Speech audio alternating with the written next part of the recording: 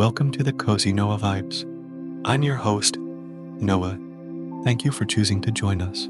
Before we begin, find a comfortable position and set aside all tasks. Let's enter a state of calmness together.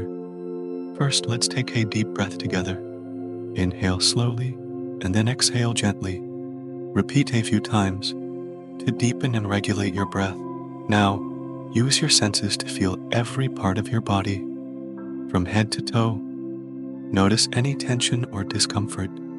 Simply acknowledge their presence without trying to change them. As you continue to breathe deeply, let's gradually release the tension from your body, starting from the head, moving downwards. Gently release each muscle and feel the comfortable lightness, as if an invisible comforting hand is gently embracing you. Shift your focus to your thoughts.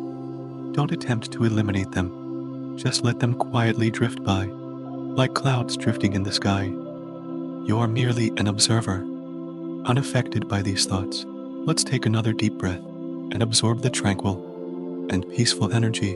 In this moment, you are safe and serene. Anything can wait until tomorrow. Thank you for participating in tonight's scientific relaxation session. May you have a peaceful night. Now, as you gradually drift off to sleep, let's listen to a story.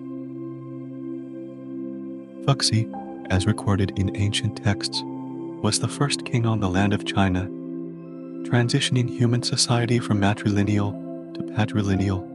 He was revered as the first male ancestor, equivalent in status to Nuwa. In the minds of the innocent primitive ancestors, Fuxi was different. So, what kind of miracle surrounded his birth? In a paradise far from China, there was a land called Hakazu, where the people possessed divine power, existing between gods and humans. Naturally, such a utopia would attract the presence of heavenly gods. One day, accompanied by thunderous roars, a vast expanse of water emerged on the ground. From this water emerged a Griacharia half-man, half-beast with a human head, bird's beak, dragon body, and eagle claws, which wrought of the water and flew into the sky, disappearing from sight, leaving behind only a huge footprint at the edge of the water. The people of Hakazu called it the footprint left by the thunder god and named the body of water Lees. Many years later, a group of young Hakazu girls ventured into the nearby forest. While everyone was busy picking wild flowers along the path, one girl ventured deeper into the forest alone. This Hakazu girl, as she walked, stumbled upon age-eyed footprint. Curious, she couldn't resist placing her foot within it. After stepping out, she felt a strange sensation. When she returned home, her belly began to swell day by day. 12 years later, she gave birth to a boy with a human head and a serpent's body, naming him Fuxi. It was said that he was the son of the thunder god. The classic of mountains and seas records the great signs emerge from Lees. Hakazu walked on it, giving birth to Fuxi. This is the earliest record of Fuxi's birth. After his birth, Fuxi lived with his mother in Hakazu and never saw his father, the thunder god. Curious about his father, Fuxi wished to find him in the heavens. It was said that in the southeast, there was a great tree named Jianmu in Deguganj, serving as a ladder to the heavens. Following this celestial ladder would lead one directly to the heavenly realm. One day, the young Fuxi strapped his lyre made of catalpa wood onto his back, bid farewell to his mother, and left Hakazu. He set out for Deguganj to climb Jianmu in search of his father, the thunder god. However, the world outside of Hakazu turned out to be desolate.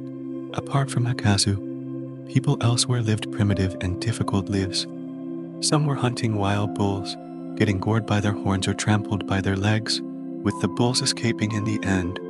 Others were fishing by the river, only to drown accidentally. Witnessing such misery along the way, sorrow filled young Fuxi's heart as he finally arrived at Deguganj. In the center of Deguganj stood a tree that reached into the clouds, Jianmu, the ladder to the heavens. As Fuxi prepared to climb, a woman emerged from behind Jianmu, introducing herself as the deity of Deguganj, named Sun. Sun kindly advised Fuxi on climbing the tree to climb with single-minded focus, never looking back. In gratitude, Fuxi gifted his lyre to Sun. Then he began to climb. The trunk of Jianmu was smooth as snake skin, without any branches to grab onto. Carefully, Fuxi climbed up Jianmu, while Sun played the lyre beneath the tree, bidding him farewell. When Fuxi was about to reach the highest branch of Jianmu, the gate to heaven within reach, Sun's music, filled with sorrow, pierced through the air. Recalling the suffering he witnessed on his journey, Fuxi felt immense sadness. Unable to resist, he glanced back downwards, causing the world to spin. And he tumbled from the clouds head first to the ground. The lyre he had given to Sun split in two, with one half disappearing with Sun, while the other lay alone on the ground. The lyre, once with 50 strings, now had 25. With no desire to climb Jianmu again, Fuxi realized that it was more important to do something for the people of the earth than to meet his father, the thunder god, whom he had never met. Thus he shouldered his lyre and left Gugunj. Encountering those who had previously fished by hand, he brought them hemp ropes and, with his skilled hands, taught them to weave nets for fishing. Each net brought a bountiful catch, and soon people came to learn the technique, not only for fishing but also for catching birds. Encountering those who had previously hunted, Fuxi taught them to set traps. Following his methods, they set traps at night and found them full in the morning. Gradually, with an abundance of game, they began to domesticate animals such as pigs, cattle, and sheep. Thus, the people of the primordial era began to settle near water sources, forming villages of various sizes. Grateful for leading them to a better life, the people made Fuxi their tribal leader, making him the first king on the land of China. Observing the changes in the world, Fuxi created the Bagua, teaching people to record various events in life using symbols such as Qian, Kun, Tan, and Li.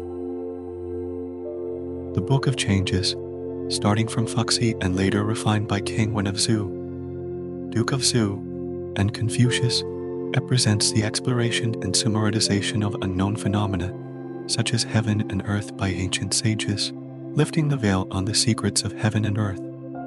It all began with the stroke of Emperor Shi, as described in the 2 lines by the northern Song poet Lu Yu in his poem Reading the Changes.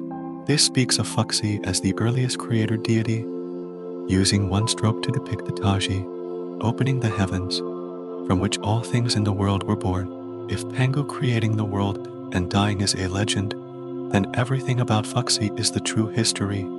Perhaps he was just an ordinary tribal leader over 6, but with extraordinary wisdom, he led ancient people out of primitive and barbaric conditions.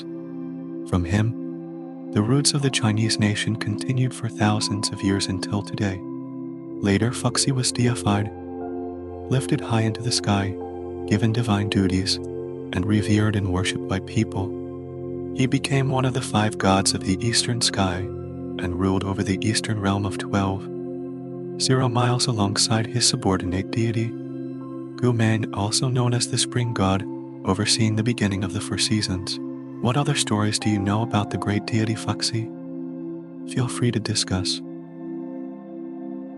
May you have a deep and peaceful sleep on this tranquil night.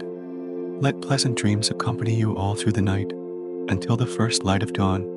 Looking forward to our next meeting. Good night, and may you have sweet dreams.